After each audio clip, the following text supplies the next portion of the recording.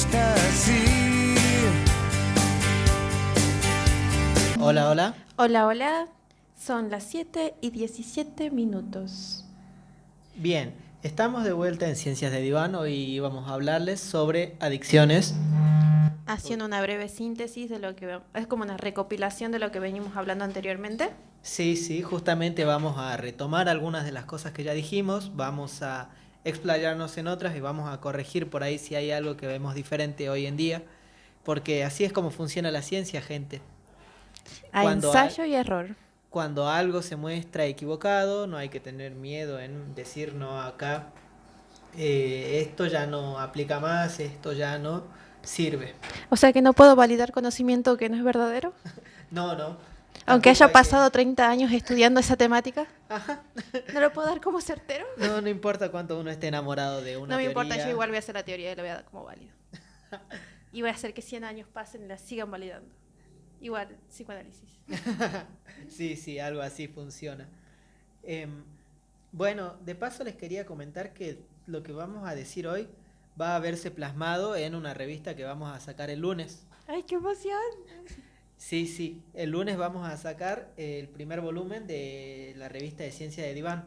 Ya si pueden ver acá, está un poco desarrollado cómo va a ser el formato, quizás cambie entre hoy y mañana, pero toda la información ya está medianamente completa, falta poquito nomás. Entonces yo aproveché que estábamos sintetizando todo esto para también traerlo hoy al programa y ver qué es lo que nos quedó, qué es lo que pudimos decir todos estos días que estuvimos acá hablando sobre esto. Es la idea un poco no de las series, poder abordar un tema sin limitarnos a por ahí reducirlo o que se nos escapen algunas cosas muy específicas de ese tema, o por ahí uno tiene ganas de seguir investigando un poco más sobre algo en concreto de eso para responder una pregunta. Por ejemplo, cuando hablamos de adicciones, viene muy a la mente la idea de que también podemos ser adictos a la tecnología, al juego, a las mentiras, a un montón de cosas. Podemos ser adictos que si habláramos nosotros en general de adicciones quedarían fuera, quedarían como algo que se podría sí entender, pero no abordar específicamente, no entenderíamos qué es lo que se dice al respecto. Bueno, decimos tanto de adicciones, pero no la definimos, no decimos qué es ni nada. No estás definiendo tu objeto de estudio, Santi. No, es verdad. Para estudiar algo, para entenderlo, lo conveniente es definirlo, decir qué es lo que es y qué es lo que no es. Al respecto, las adicciones se pueden entender como una alteración del individuo en relación al consumo de una sustancia o la reiteración de una conducta. ¿Por qué se cambió un poco esta definición? ¿Por qué se optó por decir también una reiteración de una conducta? Porque los estudios tradicionales sobre adicciones se ocupaban específicamente sobre el consumo de sustancias. Uno busca artículos del 60 y van a hablar de a la cocaína, a la marihuana, al alcohol, al cigarro, e incluso a los alucinógenos. Todas las investigaciones antiguas estaban relacionadas a consumo de sustancias. Últimamente, especialmente en el último manual diagnóstico, en la última edición del manual diagnóstico, se incorporaron ya como categoría propia dentro de las adicciones también lo que son las conductas. En concreto, solo una. Por ahora solo está reconocida la adicción al juego dentro del manual diagnóstico. Al juego De azar. De azar. Sí, básicamente irte al casino y gastarte el sueldo ahí. Exactamente, y es una adicción socialmente aceptada. Sí. Dato curioso. Ahora las nuevas investigaciones que yo estuve viendo también están, aunque no están en el DSM, están enfocando su mirada en la adicción a los videojuegos, que tiene la característica peculiar que se bajó la edad de lo que se concebía como una persona que podía tener una adicción, y ahora ya son niños o adolescentes que tienen esta característica, este tipo de adicción. Es verdad, cabe pensar, ¿no?, que si antes hablábamos solo de adicción a sustancias, todo el sector de la población que quedaba como relegado a estas adicciones eran adultos, los que podían tener acceso tanto económico como social a las sustancias, es decir, era más difícil que un niño acceda realmente a drogas, podríamos decir. Pasaba, sí, seguro, pero era más difícil por temas económicos y sociales. Ahora, cuando incorporamos todo esto de las adicciones conductuales, vemos que también los niños pueden llegar a manifestar estos síntomas, estas características que toman. Porque yo recién dije que es una alteración en el individuo respecto al consumo o a la reiteración de una conducta, pero esto no nos dice mucho. Esta es como una definición en principio de cómo podríamos decir que es, pero más importante que eso es saber qué características toma esta alteración, porque sí, está bien, una alteración puede ser en cualquier sentido, pero esta la tiene en un sentido muy específico. Lo más importante de este cambio que produce la adicción es la pérdida de control. Exactamente. O la conducta compulsiva. Es la característica de la compulsión. Uno no puede evitar el consumir o el actuar de determinada manera. Es la característica fundamental de las adicciones. La segunda característica que se reconoce como importante, bueno, esto lo dice Becoño y Cortés, son el síndrome de abstinencia. Aparece este fenómeno que es que se experimenta cierto malestar cuando uno pasa periodos prolongados sin acceder a la sustancia o sin reiterar la conducta. Mario por ahí nos podría explicar en otro programa cómo funciona esto de la abstinencia con lo que tiene que ver con los receptores, cómo va cambiando a nivel estructural el cerebro. ¿Estás sintiendo con la cabeza? Aunque no esté en la presencia del nos da video. Su aprobación neurocientífica. Bien. Otra característica importante que tienen las adicciones es que vamos a desarrollar tolerancia farmacológica o conductual al respecto. ¿Qué quiere decir esto? Que cada vez vamos a necesitar mayor cantidad de la misma sustancia o repetir más frecuentemente o con mayor intensidad la misma conducta.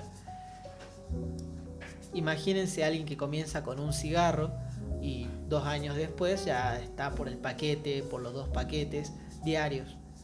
Porque ya un cigarro obviamente no le va a producir la misma satisfacción que le producía cuando apenas comenzó, por ejemplo. O alguien que de repente está 11 horas jugando videojuegos y que comenzó con 40 minutos. Es decir, en esos 40 minutos él experimentaba una sensación que ya 11 horas no le calman. Exactamente, y hay que, en el sentido también de que al poner 11 horas jugando va contaminando o va influenciando otros ámbitos que estaban en el día cotidiano. Bien, perfecto, porque esa es otra característica. Dice que en las adicciones acarrean problemas en la vida tanto personal, se refiere a la salud, a la estabilidad mental, como a la esfera social. Esto quiere decir que también va a afectar nuestras relaciones de amistad, de pareja, de trabajo. De familia. De familia, bueno, evidentemente también. Imagínense la persona alcohólica que le trae problemas con su pareja, con sus hijos, o la persona que de repente es adicta a los videojuegos, qué tipo de problemas puede llegar a experimentar, no sé, en ámbitos académicos si no logra regular esta conducta. Exactamente, porque cuando se comienza con una adicción como un acto voluntario y va contaminando otros lugares, se empiezan a intentar evitar ciertas acciones, como decir ir al trabajo, empezar a mentir diciendo que tengo una enfermedad, por lo tanto no voy al trabajo, que es una mentira, para incrementar el tiempo con la sustancia o esa conducta. Claro, imagínense a alguien que es adicto al alcohol, por ejemplo, y que miente y dice no, sus amigos le dicen no, pero ya estuviste tomando mucho, ya deberías, bueno, ¿qué amigos te dicen eso? Pero imagínense que alguien, no sé, un familiar le dice no, pero estuviste bebiendo demasiado, te va a hacer mal. Dice no, pero no tomé nada, o no, pero hace un montón que no tomo, y es mentira. Es decir, surgen estas mentiras para querer justificar la conducta y tratar de minimizar lo perjudicial que aparece para el resto. Exactamente, esto también, como vos decís, esta frase o esta conducta que se vuelca en una frase de decir no tomé nada o no es mucho, también tiene que ver con las creencias nucleares que puede tener esta persona, y estas creencias nucleares, que son una forma de identificarse con una idea o un pensamiento, va a transponer a una conducta. ¿Qué quiere decir? Que capaz que está tomando y dicen no, esto no me hace nada, Y en realidad ese esquema o esa información hace creer a él mismo y a las personas que no le hace nada, pero efectivamente hay un efecto colateral, que es que se le está haciendo a su bienestar, a su salud, a su familia y a sus amigos, y específicamente también en el trabajo. Claro, recuerden que para las teorías cognitivas de la psicología, el pensamiento, las creencias, todo lo que tiene que ver con el procesamiento de información es muy importante como predictor de la conducta. Es decir, entonces si uno tiene un pensamiento que está errado, es decir, una creencia irracional, comienza a ver alterado su pensamiento, su procesamiento de información, va a atender también a estas conductas desadaptativas. Por ejemplo, en una adicción podríamos llegar a pensar que existen toda una serie de sesgos que van a producir que esta situación, que es problemática en realidad para uno, sea percibida como algo diferente. También tengo un poquito de información que les voy a compartir más adelante sobre eso. Finalmente, otra de las características que tiene es que aparece esto de la intoxicación, que tiene que ver con este malestar que le puede llegar a producir a la persona a nivel físico y también a nivel mental, con la pérdida de estabilidad en el consumo. Imagínense a alguien que está perdido en el casino, que está todo el día ahí, y cómo comienza a alterarse su estado mental mientras está consumiendo, especialmente cuando lo hace de forma frecuente. No sé si alguna vez han visto a alguien que cuando está en pleno consumo conductual de eso, es decir, está totalmente metido y todo lo que le suceda respecto a ese consumo le afecta de sobremanera, o puede llegar a, en las sustancias llegan a los fenómenos de quedar en coma o producirse directamente daño en el hígado. ¿Sería como una sobredosis? Podría pensarse una sobredosis, va produciéndose un fenómeno de intoxicación. Pero bueno, esto igual lo dicen Vicuña y Cortés recién. También hay otra, por ejemplo, que se llama Llorente y Castillo, que menciona otras características complementarias y que son también considerables para ver una adicción. Por ejemplo, el hecho de que los demás nos hayan dicho ya alguna vez: hey, ¿no notaste algo raro con esta conducta que tenés? ¿O no notaste algo raro con la forma en que consumís o no tenés control en esta situación? Claro, es decir, marcan como importante esto que vos decías recién, que es que el entorno comienza a notar. Exactamente. Y por ejemplo, cuando hablamos, de paso para seguir el espíritu de retomar lo que ya habíamos dicho, cuando hablábamos sobre las adicciones a por ejemplo, el teléfono, una de las características que marca la adicción al teléfono es el dormir menos de 5 horas. Cuando uno duerme menos de 5 horas por el estar consumiendo, por el estar con el teléfono, ya hay una señal de alerta. O cuando, por ejemplo, la actividad se repite, estamos con el teléfono desde hasta que nos vamos a dormir y desde que nos despertamos, ya es una señal de alerta. Hay que empezar a analizarse. Sí, pero igual hay que empezar a preguntarse. Es como para estar alerta simplemente, porque no es que uno se va a diagnosticar uno solo, sino que tiene que ser que todos estos síntomas estén juntos y en una presencia significativa. Es decir, que uno realmente no pueda controlar el uso, por ejemplo, del teléfono, que uno realmente no pueda dejar de hacer esto o de consumir esto. Tiene que estar todo presente para que realmente podamos decir si acá hay un problema de adicciones. Yo tengo en relación los que estuvimos hablando, o lo que estuve hablando yo específicamente, es del craving, que es un término utilizado específicamente para el periodo de deshabituación del consumo de drogas. ¿Qué es el craving? El craving es una sensación subjetiva del deseo de consumir el estado psicológico inducido por las drogas. Es decir, es esta sensación subjetiva, esta idea para querer estar en este estado de éxtasis, que es diferente al impulso, porque el impulso es el que me determina a esta acción. Entonces el craving está en relación a la idea y el impulso estaría más específicamente en la acción. Que en los procesos de rehabilitación, el craving es una de las variables fundamentales para ver que en los periodos de 3 a 6 meses vaya disminuyendo este deseo para que haya una mejor rehabilitación.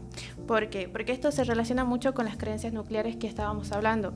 Entonces, cuando yo estoy en un proceso de deshabituación del consumo de drogas, es necesario que la persona encuentre cuáles son sus creencias nucleares, con cuál para entender que no se tiene que estar identificando con esas carencias nucleares. Porque si yo me identifico con una copa no me va a hacer nada, o alguien tiene que morir de algo, esto va a ser en una manera correlacional y positiva que yo tenga una recaída como con más frecuencia. ¿Por qué? Porque en esto pasa de que yo no estoy dejando la idea de consumo en sí. Yo estoy identificándome con esto de decir de algo tengo que morir. Por lo tanto, esta idea irracional, este proceso de información ilógico, me va a llevar a las consecuencias. Claro. Por lo tanto, si en el proceso de rehabilitación yo puedo encontrar mi creencia nuclear, encontrarla y desidentificarme, es decir, tener y encontrar una propia autonomía de decir esto que yo estoy pensando es irracional, por lo tanto, plantean que va a disminuir esta necesidad de deseo del consumo. Bueno, por ejemplo, yo al respecto tengo el modelo de deshabituación por estadios. Eso lo comentaba el otro día.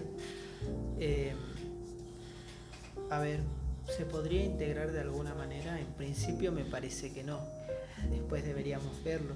Pero por ejemplo acá hablan sobre que ¿qué es lo que nos interesa cuando vemos una adicción?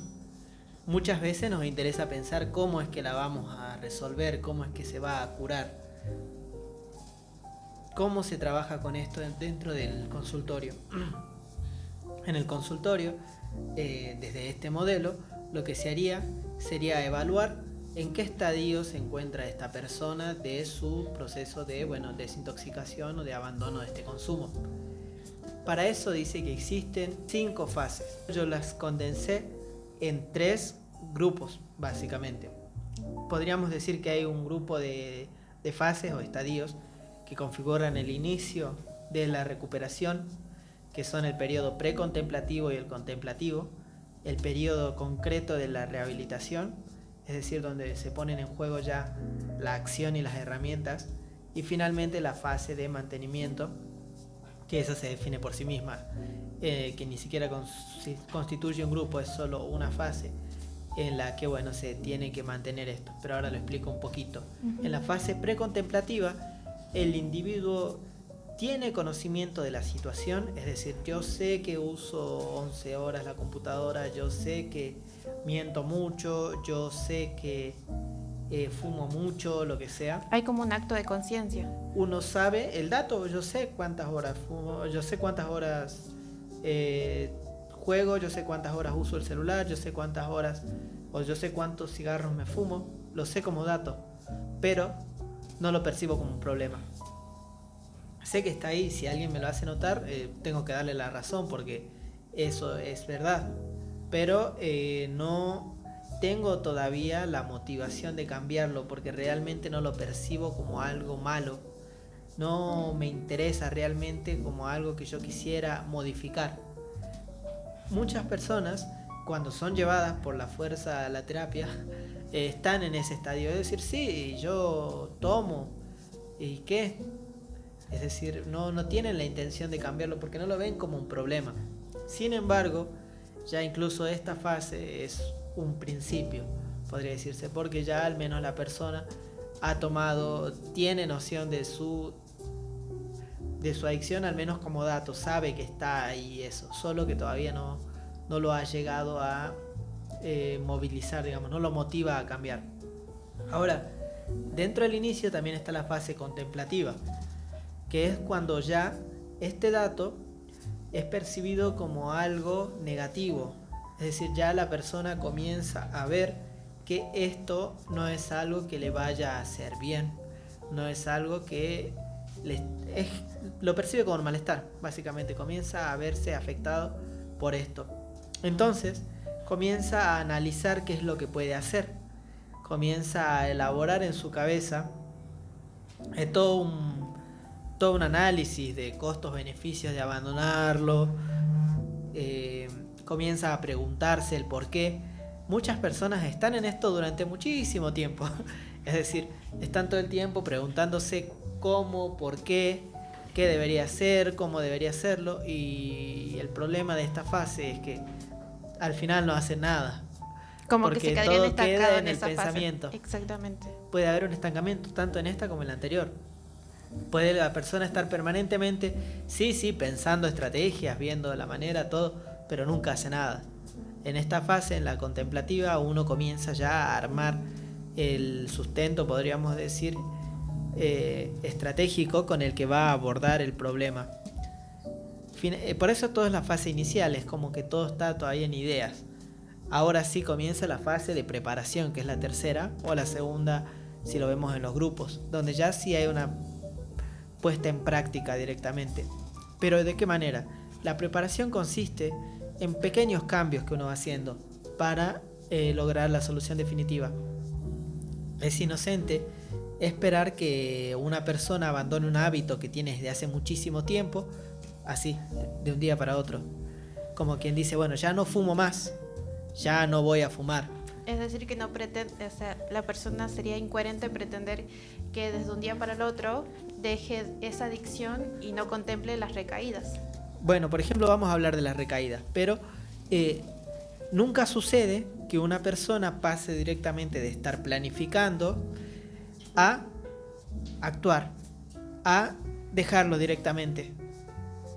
¿Por qué? Porque el abandono definitivo, que es la siguiente fase, requiere antes toda una preparación personal y ambiental que sustente este cambio definitivo, sí.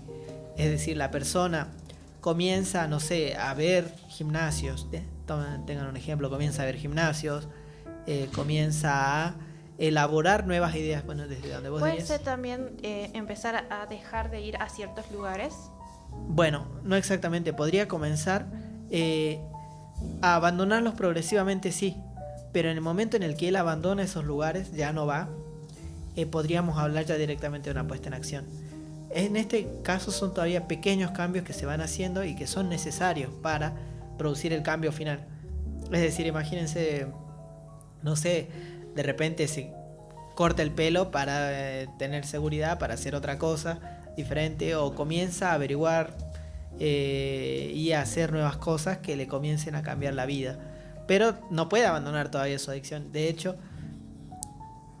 aquí es donde más se experimenta la persona, donde más prueba y falla, hasta que finalmente consigue la resolución para abandonarlo definitivamente. O bueno, para abandonar el consumo. Entonces dice, bueno, ahora sí, ya no fumo. Pero ¿qué hace? No es que está en la nada, no es como si, sino que ya previamente había preparado algunas cosas que la sujeten, que pueda hacer, con las que pueda reemplazar ese tiempo que ocupaba en su hábito, por ejemplo. Finalmente, después de esta puesta en acción, es importante considerar el mantenimiento digamos, de la desintoxicación, en el que la persona, además de abandonar la conducta, tiene que mantenerse sin consumir, básicamente, o sin hacer lo mismo. Aquí es donde está el riesgo de recaída. De hecho, en todas las fases hay un peligro, voy a usar una palabra psicoanalítica, pero podemos decir que hay riesgo de que haya una regresión, de que una persona, estando en una fase, vuelva a la anterior. Es decir, si ya estaba no sé, planificando, haciendo pequeñas cosas, puede ser que ante la falla sucesiva vuelva todo de nuevo a estar en el plano de lo mental. Es decir, bueno, ya no intento, primero voy a pensar mucho y después recién voy a volver a intentar cosas. O ya no voy a abandonarla, pero voy a volver a consumir, pero voy a intentar cambiar algunas cosas de mi ambiente para intentarlo después de nuevo. Es decir, siempre puede haber una regresión a otros estadios anteriores. Aunque suene muy psicoanalítico. Anteriores. Bueno, pero acá no 4 años, ¿no? No tiene nada que ver con las vías de la pulsión ni nada de eso. Bien. O elegir entre mamá o papá. Eso. Bueno, eso sería un poquito el modelo de deshabituación por estadios. Otra propuesta para tratar y la deshabituación de las drogas en los adictos es desde el craving que anteriormente habíamos hablado, que era esta idea esta sensación subjetiva de esta necesidad de experimentar de nuevo, esta sensación que te producen las drogas o las conductas que no tienen sustancias. Por lo tanto, hay tres variables que tenemos que resaltar, que sería, bueno, el craving, la persona tiene que tener conciencia de lo que es realmente su concepto y cómo se experimenta en el cuerpo. Otra de las variables importantísimas que plantean que para que haya efectividad en el tratamiento es empezar a modificar el autoconcepto y la autoeficacia. ¿Por qué? Porque si una persona tiene una idea, una creencia nuclear de decir, yo soy capaz de superar mi drogodependencia, es decir, que me estoy desidentificando con esta idea y me identifico con otra, incrementa la posibilidad de disminuir el craving en los 3 meses decisivos. Hay 2 variables principales para que un tratamiento sea efectivo. Sí. Uno sería que tengan conciencia de lo que es el craving, que es este deseo subjetivo, como que se transpone como idea intrusiva, es decir, que viene como el pajarito que te habla, es decir, claro, quiero experimentar de vuelta esta sensación que me da la droga, pero que no es un impulso, está más o menos en las ideas. Bien, sería este pensamiento casi obsesivo. Exactamente, como vos lo nombrabas anteriormente, que se va inervando como en las raíces, como esta idea obsesiva o este pensamiento intrusivo pueden ser las hojas, pero tienen una raíz que es el pensamiento nuclear, que ya va en parte de la identificación. Bien.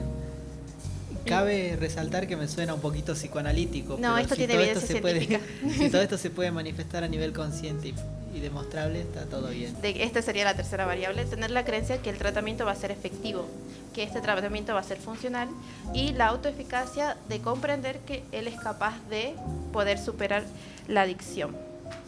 Esas serían las variables que son más importantes para que una persona que tiene una adicción pueda deshabituarse. Hubo una investigación en Canadá que plantea que los 3 meses son decisivos para hacer esta reestructuración de las creencias. En personas normales que no tienen otra patología, se estima entre los 3 a los 6 meses se puede tener recaídas, pero que van a ir disminuyendo paulatinamente.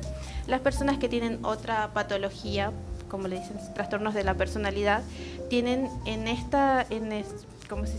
el tratamiento tienen una participación medio fluctuante, es decir, que pueden tener mayores recaídas, pero hay un gran avance que sería que entienden que necesitan un tiempo prolongado para el tratamiento para poder deshabituarse de las adicciones. Yo al respecto, por ejemplo, lo que vos decís del autoconcepto y la autoeficacia, también había mencionado en el otro programa que hay variables que inciden en el riesgo que tiene una persona para desarrollar todo este tipo de conductas de adicción. Bueno, como mención nomás, quería recordar que había mencionado la autoestima, una personalidad con una fuerte valoración de sí mismo, es decir, cuando yo tengo una buena valoración de mí mismo, tiendo a también tener un mejor autoconcepto, una mayor autoeficacia, me siento más capacitado para afrontar el proceso que implica el abandonar el consumo. Exactamente.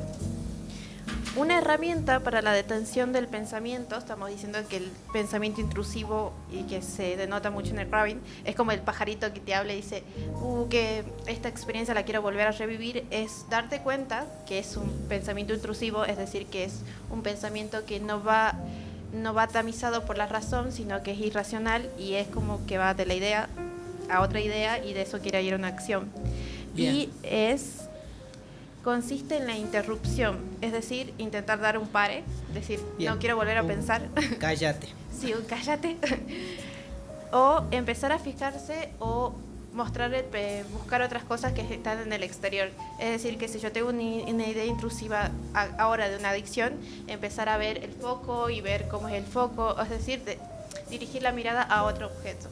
Bien, por ejemplo, esto también lo había mencionado yo un poco cuando hablábamos de depresión. Hay muchos pensamientos que son intrusivos, pero que ya son más bien desvalorizantes hacia uno mismo. Bueno, en este sentido, los pensamientos intrusivos refieren a que uno busca de vuelta el consumo. Si bien es una acción concreta, está el pensamiento de debería consumir, cómo estaría consumiendo, es decir, el pensamiento es intrusivo, sí. Esta necesidad de volver a la misma experiencia, que me hace recordar también a lo que vos decías de que esta experiencia antes me satisfacía en 1 hora, ahora necesito 11 horas para intentar que se acople o que sea análoga. Otro fenómeno que es interesante y cómo va cambiando la adicción a medida que uno va, cada vez profundizándola, es el hecho, desde las teorías conductuales, es que comienzan en base a refuerzos positivos, es decir, hey, qué genial este juego, hey, qué genial, o qué buena sensación que me da el fumar, qué bien que se siente beber con amigos. Esos son refuerzos positivos, es decir, cada vez que los tenemos más ganas de repetir la conducta, debería hacerlo de nuevo. ¿Cuál es el problema? Que con el paso del tiempo y con toda esta habituación, el refuerzo de ser positivo, generalmente la persona tiende a mantener el hábito por refuerzos negativos, es decir, para evitar las consecuencias temidas de no consumir, por ejemplo. Entonces ya no es que fumo porque me guste fumar, sino porque no tolero la abstinencia. La sensación que me produce la abstinencia la evito antes de que aparezca, entonces claro, la repito. Otra característica también de los conductuales es cuando ese objeto, como vos dijiste, el fumar estaba asociado con amigos. Sí. Capaz que también estaba asociado a un lugar. Y entonces se va al acto de la adicción con la sustancia o la conducta, se va emparejando con otras situaciones, por lo tanto, en otro proceso o otro paradigma, lo que hacen es evitar, desde los conductuales, claro, evitar ese ambiente para empezar a desparejar, claro, esas asociaciones que hiciste de decir, claro, bueno, yo cuando estoy por rendir, por dar un ejemplo, me fumo, entonces voy asociando rendir con fumar, entonces se va complejizando la cosa. Claro, entiendo. Por ejemplo, eso lo había mencionado Mario, recuerdo, en otro programa, el hecho de que funcionamos con señales, es decir, el ambiente en el que estamos, las cosas que percibimos, nos dan señales que activan este intento de respuesta automática que ya tenemos. Esta es otra cosa que también tiene que ver con la carencia de control. Tanto estos pensamientos como estas conductas son automáticas, no pasan por el razonamiento, ni por la reflexión, ni por la decisión. Es como que estabas fumando y no te diste cuenta y te acabaste el paquete. Claro. O por ejemplo, uno se levanta y agarra el celular. Ni lo piensa, o sea, está. Y cuando te querés dar cuenta, ya estuviste 2 horas con el celular y no hubo un proceso de reflexión en eso. Por lo tanto, por eso dicen que son tan rígidos, porque no dan a la adaptación o a la flexibilidad de la idea. No, justamente es como se impone muchas veces y todo eso. Otra forma también que hacen los conductuales es el afrontamiento. Enfrentarte a la situación y empezar a acostumbrarte a que ese ambiente tiene que remodelarse o reconstruirse y decir, bueno, en este ambiente que hacía esta tal cosa o esta acción o esta conducta o esta adicción, ya no va a ser, entonces va haciendo un afrontamiento progresivo. Entiendo. Eso es raro, por una parte lo evitan, por otra parte lo hacen un afrontamiento, pero depende del caso a caso. Justamente de todo esto salen las terapias cognitivo-conductuales, ¿no? Que integran las cosas que proponen ambos paradigmas, tanto los que se centran en el procesamiento de información como los que se centran en la modificación de conductas directamente. En relación al ambiente. Y ahí lo tenemos al bueno de Beck, que nos teorizó la terapia. Y una evidencia empírica fascinante. Sí, se siguió corroborando con los años. Se hicieron más estudios y sí, sigue funcionando. Surgió originalmente para la depresión. Dato curioso, dijiste que lo hizo él y vinieron otros investigadores a corroborarlo y sigue siendo válido lo que dijo él. Sí. A comparación a otros paradigmas, no pasa. Claro, o sea, imagínense que yo mañana saco una terapia científica y no es que me van a decir, hey, bravo, genial.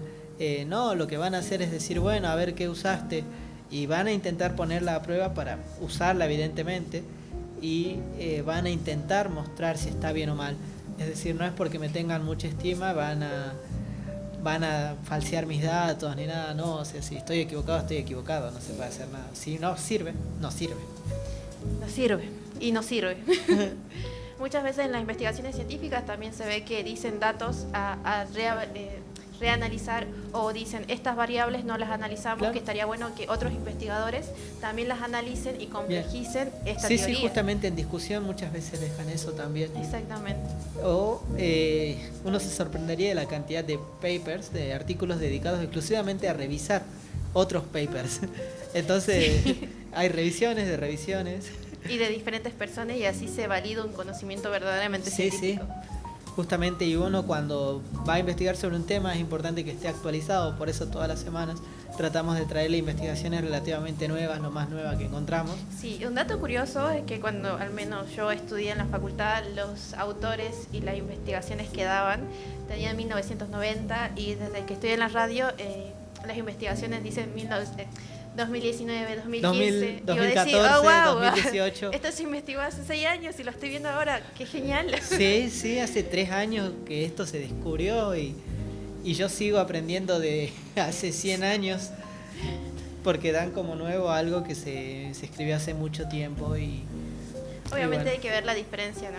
Hola, Mario. me meto, planeaba no meterme, pero dijeron algo muy importante que quería añadir.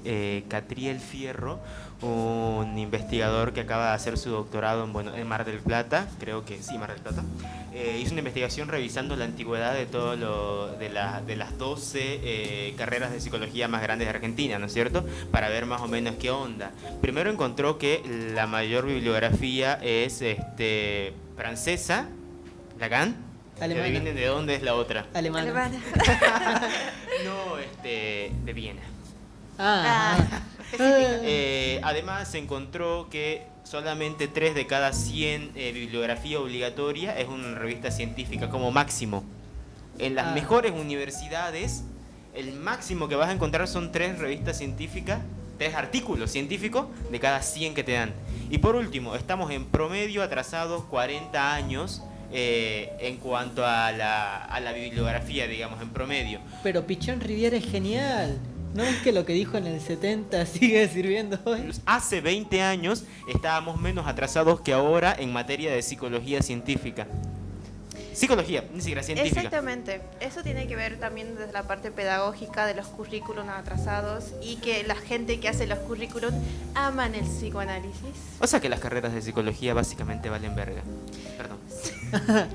Me Bien, voy. ese Vuelvo fue a el la mía. valioso aporte de Bueller 2020 al programa. Sí, evidentemente estamos atravesados por todo un problema educativo, podríamos decir profesional, que tiene que ver con la falta de circulación de teorías científicamente validadas, eso se hace en todo el mundo, o sea, Y en todas las materias, tanto en biología, tanto en ingeniería, en todo. Claro, imagínense que su ingeniero le diga, su arquitecto le diga, no, yo estudié arquitectura alternativa. No estoy seguro si resiste temblores. No sé ustedes, dicen pero que me sí. imaginé los A mí me memes. funcionó. Yo hice mi casa, sí. ¿Verdad? Tardé 30 años en hacer Yo tengo mi una casa pared. hecha con este material. Y lo tienen a los ingenieros que sí hacen edificios en menos tiempo y de forma más confiable, pero uno, va al arquitecto alternativo de confianza a pagarle, unos cuantos añitos. para que te hagan una pared. Sí. Una. Y bueno, está. 4. Y que venga una tormenta y que te tire la pared en algún momento sería gracioso. Era efecto colateral, supuestamente. Bien.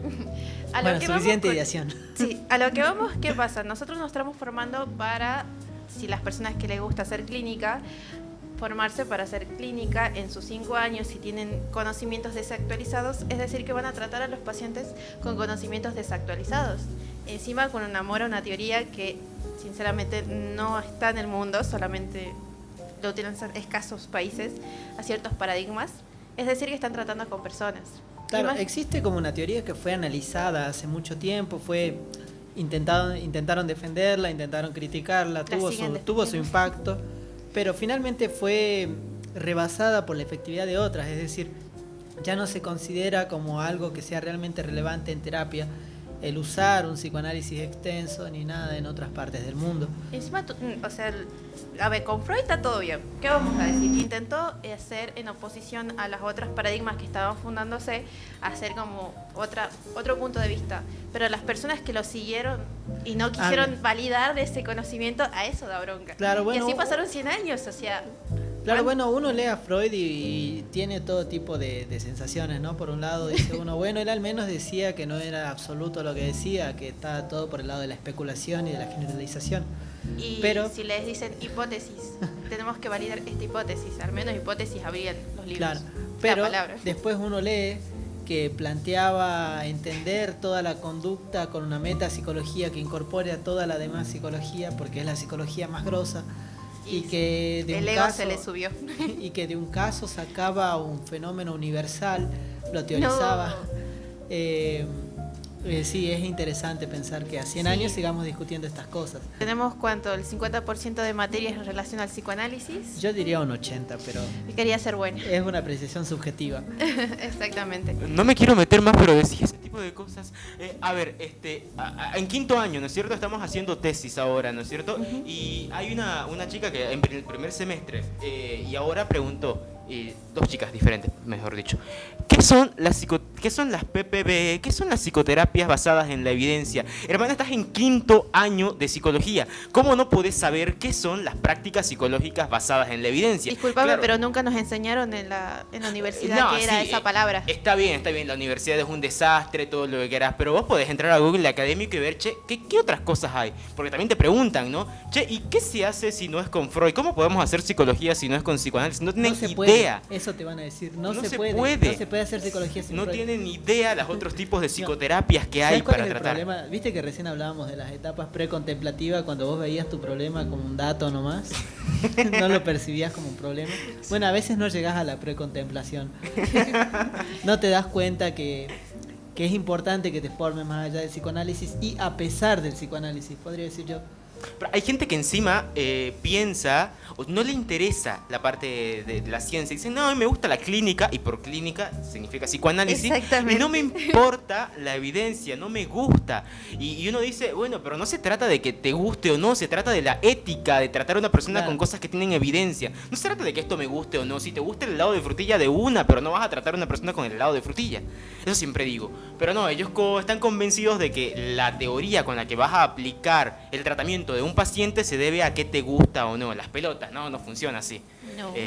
Pero bueno. Bien. Ahora sí, me calmo. Momento catártico del programa. Sigo con mi paper. Bien. Ya estamos por hacer el cierre del programa. Sí, ya nos desahogamos. De todas maneras, la idea de este programa era un poco más solo retomar las cosas que ya dijimos. Siempre pueden consultarlas, tanto en YouTube si están subidas, como en Facebook. Los directos muchas veces quedan resubidos cuando los transmitimos. O preguntarnos por privado cualquier las duda. preguntas no sobran. Las recibimos con gusto, tratamos de responderle en base a lo que hemos investigado. Los invitamos a que nos comenten, nos pregunten. Y